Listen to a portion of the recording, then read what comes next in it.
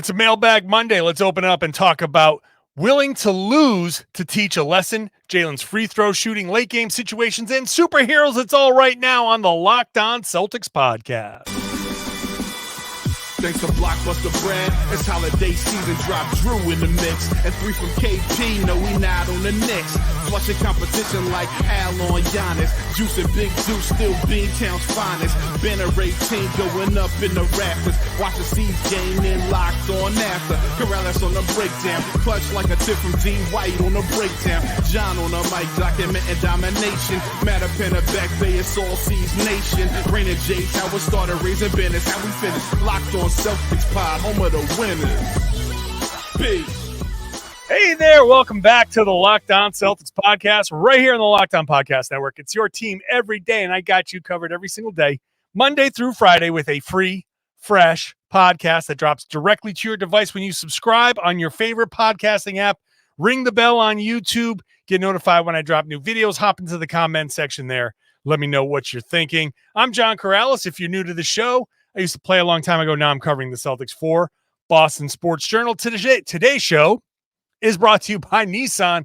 Are you the kind of driver that likes to push things a little further? Ever wonder what adventure could be like around the next corner? Take the Nissan Rogue, Nissan Pathfinder, or Nissan Armada and go find your next big adventure. Check them all out today at nissanusa.com. It's a mailbag episode. Everybody can go and submit your questions to johnkaralis.com/mailbag. johnkaralis.com/mailbag. That's where I accept the questions, send them in, try to get the best, maybe one that represents a bunch of them, and get into it. Later on, we'll talk about superheroes, have some fun. Third segments, generally, I like to try to have some fun if I can. JT stuff in the second segment. Let's get right to it with Jonathan, who asks, is it possible that Joe Mazzulla doesn't really care about losses to Cleveland and Denver, and instead believes that experimentation is best for success in the playoffs, in essence, deciding to put them in hard situations and getting them to learn and gain resilience? Yeah, a little bit, but I'll say this. He still wants to win. Joe still wants to win these games. So he's willing to, it's not that he doesn't care. It's the willingness to. You want to win. He cares about winning, and you don't want to set a precedent that you don't care about winning. And everybody can see in certain situations, like there are different guys in the game, and like people are smart in the NBA. They get what's going on. So it's a willingness to teach the lesson in situations like this. And those are great situations. Like, I think this road trip has actually been a very productive road trip for the Celtics so far. The Cleveland game, the Denver game, two different types of losses, but to Jonathan's point, teaching moments, teaching opportunities, letting the team fail, not calling certain timeouts, letting the team try to get through this. Understand, you got yourself into this mess. You're going to have to get yourself out. You have to learn how to get yourself out. Stop looking to me for the answers. You find the answers, because in the playoffs, this is how it's going to go. You're going to have to figure out your own way sometimes. Timeouts aren't always going to be there. So it's a willingness to lose a game, but gain the bigger lesson for sure. But also keep in mind that willingness is very easy because the Celtics have the East pretty much wrapped up. I mean, I'm recording this on Sunday night, and the Celtics are getting a hand from other teams. Cleveland lost. The Knicks. Is this really the final score? Did they lose 79-73? Was that the final score of that game? I didn't even realize that was the game. They really did lose 79-73. This is the first I've seen. I know they played, but oh my God. I know the Knicks lost to the Sixers. I didn't know how they lost to the Sixers. Okay, Nets beat Cleveland. Who else is in there? Miami lost to Washington. By the way, side note, a lot of these teams are having tough times with bad teams. Like, it's not just the Celtics, by the way. So keep that in mind. But anyway, the Celtics, my point that I was making, have already gotten help. Milwaukee, 8 games behind there. They beat the Clippers on Sunday. Cleveland, 8.5 games back. There's no real kind of danger in the East. And so you lose a couple of games here. They've even got a pretty healthy lead in the overall standings. Minnesota, they just lost Karl Anthony Towns. OKC, hey, who knows what's going to happen with them, but you don't really worry about OKC when it comes to the finals. Are they really getting to the finals?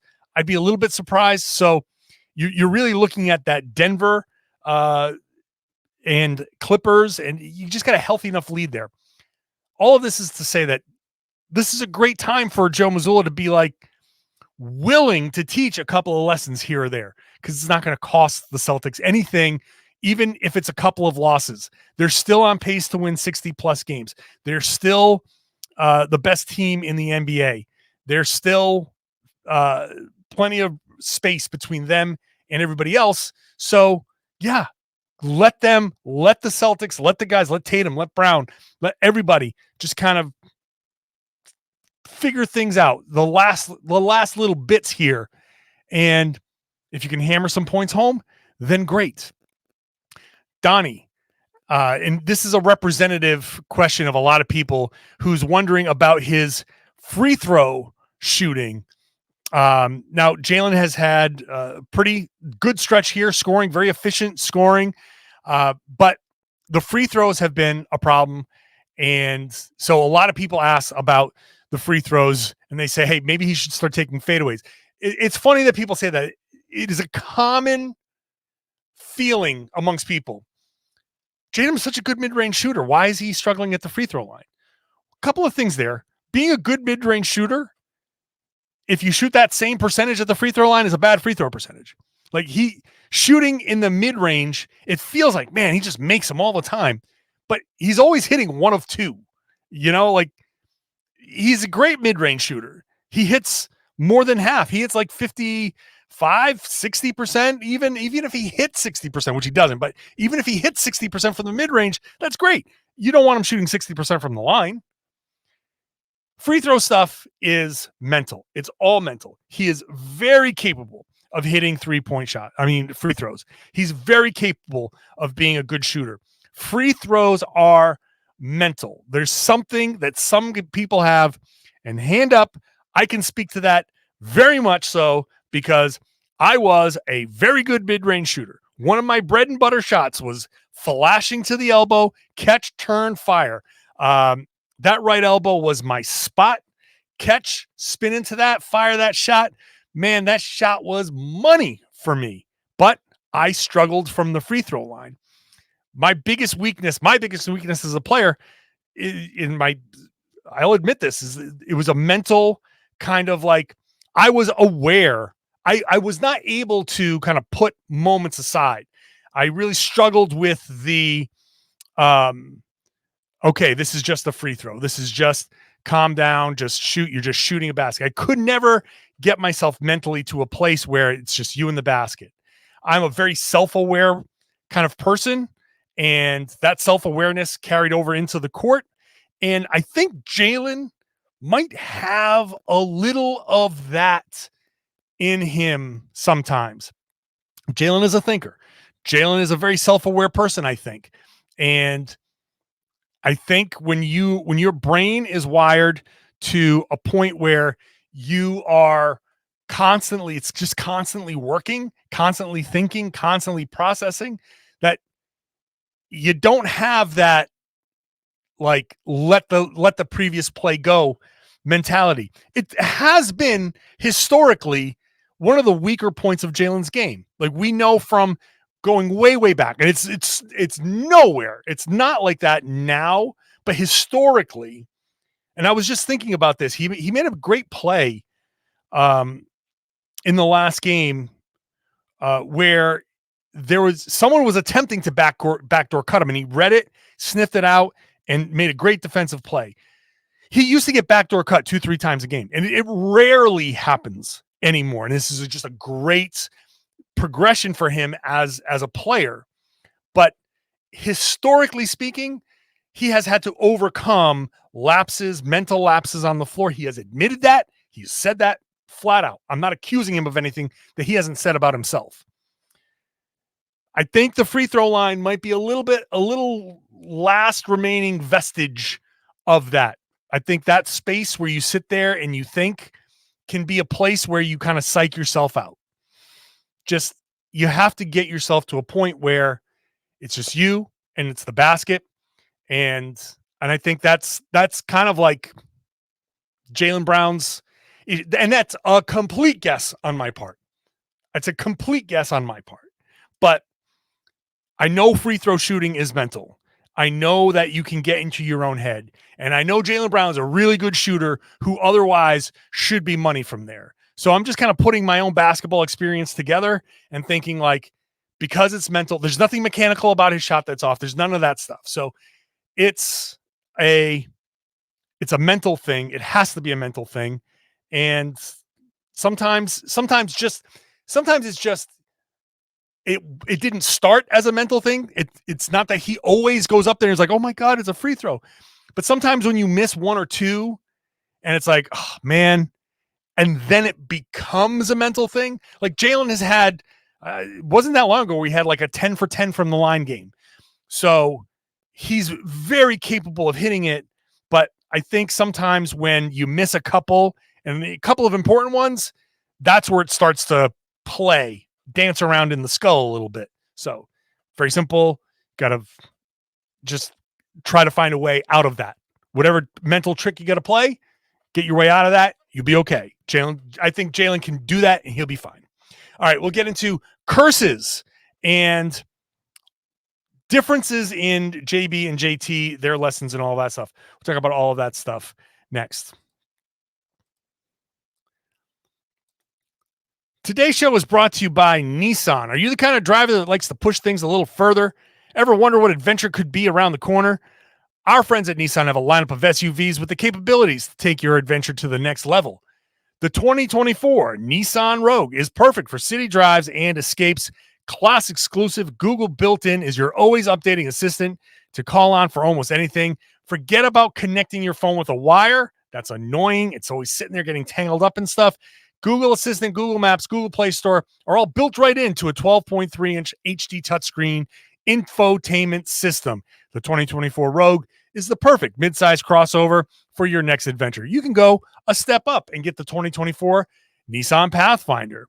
Has room for up to 8. It's an incredible lineup with these cars, with these SUVs. Expansive cargo capacity. Advanced available 4x4 capability with 284 horsepower and up to 6,000 pounds towing. When adventure calls, the Pathfinder is there to answer. Take the Nissan Rogue, the Nissan Pathfinder, or the Nissan Armada and go find your next big adventure. Shop NissanUSA.com.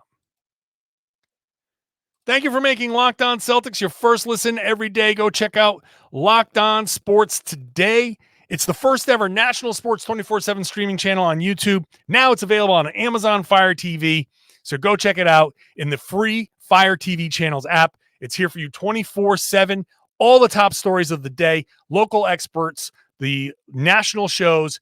Find Locked On Sports Today. It's now available on the free Fire TV channels app.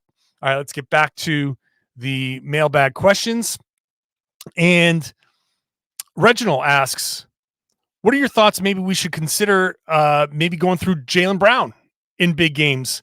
In Denver, 41, but they lost. Jaylen Brown was dominant, but kind of disappeared in the fourth quarter. So my thoughts are that we should not be going through any one particular player, other than you should include Kristaps Porzingis for sure, because that's why the Celtics got Kristaps Porzingis. But the question isn't, should they go through Jaylen or Jayson or Kristaps or Derek or Drew? It's yes to all of them. Should they go through Jaylen Brown? Yes. Should they go through Jayson Tatum? Yes. Name one? Yes. All 5 guys. They should go through all 5 guys.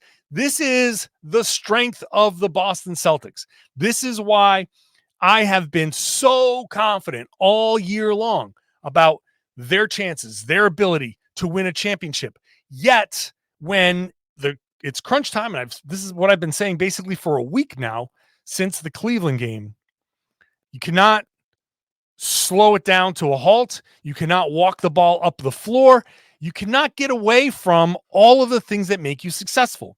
Now, I know you need different ways to win, and maybe working on this, slow down, grind it out, one-on-one, everybody spread out and watch. Maybe that's just a way to practice a different way of winning, maybe.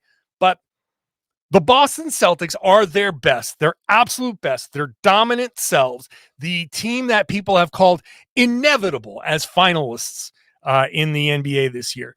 That team moves the ball, pushes the pace, forces cross matches, all of that stuff. So why stop in the fourth quarter? Why stop when it's been working? Why go? You've got a 15-point lead. Push the pace. Keep going. The Warriors didn't change. They don't go to ISO down the stretch. They keep doing what they do. The teams that, and I think this mentality is, well, you slow it down, you get it to your best player. Well, that works when it's LeBron. It works when it's Kevin Durant. But Jayson, Jaylen, they're great players. But neither of them is LeBron. Neither of them is Kevin Durant. And this concept of, well, you get your ball to the best players. That's what these teams do. It's because their best players are generational talents. And no, you don't just give your ball to the best player. You do the thing that gets you the best chance at a bucket. That's what you do down the stretch. What is your best chance at getting a bucket? And one-on-one, Jayson Tatum is not your best chance at getting a bucket all the time. One-on-one, Jaylen Brown is not. One-on-one, anybody is not getting your best chance. It's move the ball, set picks, cut, read, make the right pass. If you have a lead, a 10-point lead even, you can still run your offense. Oh, maybe there's a turnover. Okay, maybe there is a turnover. Get back. Get back and play defense. You're not going to turn the ball over every time if you keep playing basketball the right way. So, should they go through Jaylen Brown? Yeah, he should not be standing in the corner for an entire fourth quarter. He needs to play. He needs to touch the ball more because that's how the Boston Celtics offense is at its best. So does Derek. So does Drew. So does Porzingis. So does Sam Hauser if he's out there. So does Peyton Pritchard if he's out there. Everybody needs to be a threat. That's how your spacing works. And to that end, I'm going to answer a question about Jayson and Jaylen, the lessons, because it's been, this one is an exception because I see it in the comments. I see it constantly. So I'm going to address this as part of the mailbag. Whenever Jaylen does something wrong and I include Jayson, people go, why are you including Jayson Tatum? Jaylen's the one who screwed up. And then like last night or the night before, Jayson has 2 turnovers, and I include Jaylen Brown in part of my analysis, and people go, why are you talking about Jaylen Brown? He didn't do anything. When you're talking to one, you're talking to both. And let's not pretend that both of them haven't had the same exact issues down the stretch in big games. Okay? Down the stretch in big games, both have been baited into isolation. Both have driven into multiple players. Both have had turnover issues. They have both had those issues. So when I'm talking to one, I'm talking to both, and I'm basically talking to everybody. But those two guys, the criticism of one is the criticism of both because you're the 2-star players, and it's not like Jaylen can go one-on-one and Jayson can't, or vice versa. I don't want to see either of those guys going one-on-one with just impunity. They can go one-on-one, like I was saying, after the last game there, where the Celtics went at Phoenix with the same play, and after the first play sprung Holiday open and he kicked it to Horford for the 3, they ran the same play and that kind of cleared out a lane, and then Jayson went one-on-one. That's how you do it. You set the defense up and then you take advantage of that. You manipulate the other team into doing what you want. You don't just say, here you go, Jayson, we're going to bring up Grayson Allen, and we know you're going to go one-on-one, so they're going to set up all of their help, and they're going to set up all of their hedges and, all of this other stuff. You can't do that. And that's a message to both of those guys. One more here before I get into my speed round at the end there. Do the Celtics have a TNT curse? Do the lights get too bright for them? I only remember one win on TNT against Miami. No, there's no TNT curse. You play good teams on national TV, generally speaking. They do well on ESPN. If they have a bad record on TNT, it's just how it goes sometimes. National TV games are games against good teams, and good teams beat each other. And the Celtics beat these good teams in other games. And just because TNT is there, I don't think that's a thing. I think it's just two good teams going at one another. The Celtics have played them plenty of national TV games. They've got a good record across the board. So if you want to nitpick, cherry pick, whatever, go for it. But it's not really an issue. Curses aren't real. So that's that. All right, let's get into superheroes. We'll get into Tony Brothers and more when we come back.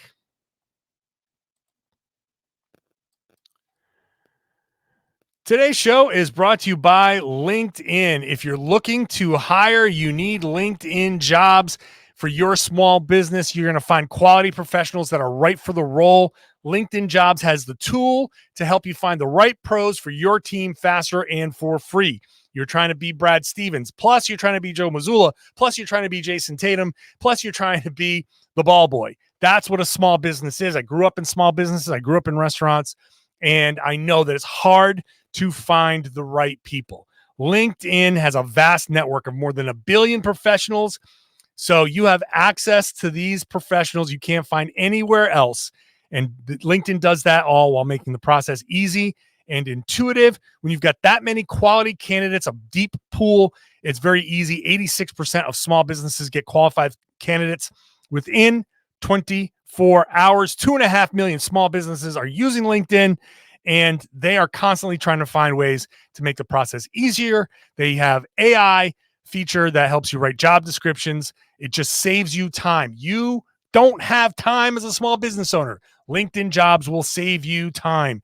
Post your job for free at linkedin.com/LockedOnNBA. That's linkedin.com/LockedOnNBA. Post your job for free. Terms and conditions apply.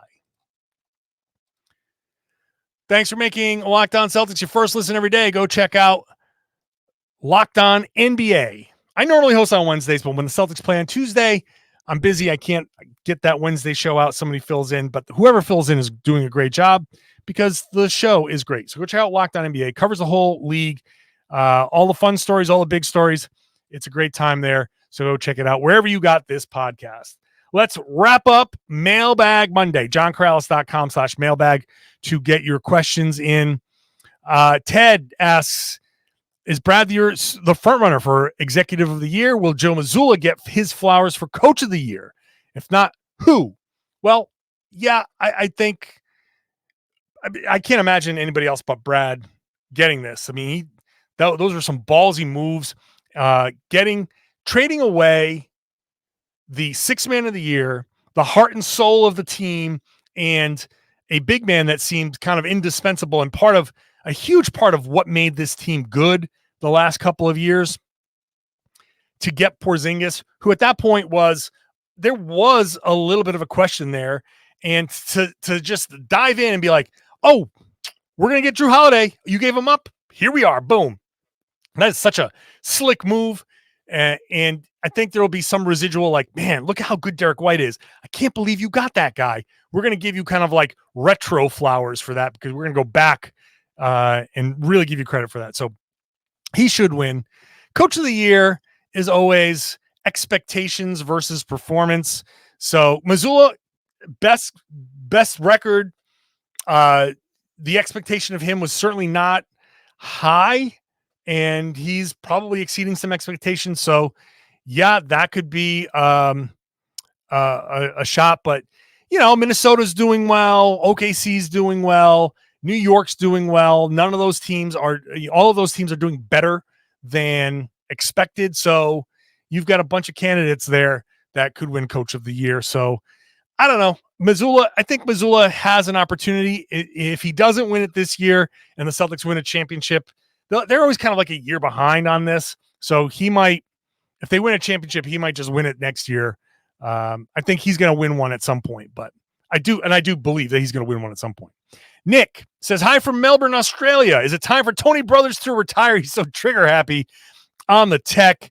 And it mentions that guys get teed up without warning while Draymond can act however he wants without consequence. I look, we see the worst in officials, and like they certainly are quick-tempered. No official is going to be perfect. No one is ever going to say, if you know the name of a ref, then you're not going to have good things to say. No matter who it is, no matter what, people will always find some fault with the official. They're always going to miss calls. They're going to have bad days. Sometimes they're short-tempered. Some people are just not great at handling that in general. And whatever. There are criticisms to be made of every official. So I don't really like to get into officiating as a thing. I think Tony Brothers has his moments for sure, but also has his moments where he's actually pretty good.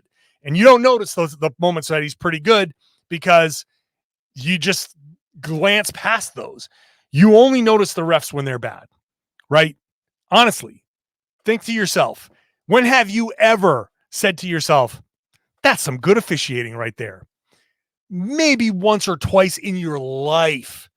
How many times you say, that's bull, and swear at a ref? Like 10 times a game, right? So it's out of whack. You don't notice it. So you can say time for Tony Brothers to retire, but on the flip side of that, that just means younger, inexperienced refs come into the game, and for all of Tony Brothers' faults, the experience kind of helps him through certain situations where if you think he's got a quick trigger, some of these younger refs really have quick triggers. It's tough officiating in the NBA. It's tough. That is, the game moves fast. The bodies are huge.